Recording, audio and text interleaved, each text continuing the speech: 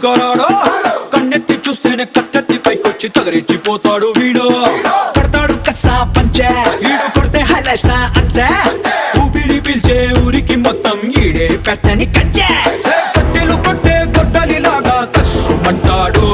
మరి మెట్టలు పెట్టిన పెళ్ళ ముందర మెత్తగుంటాడు మరి చెట్టుని పుట్టని మట్టిని గుట్టని చుట్టంలాగే చూస్తాడు వచ్చాడు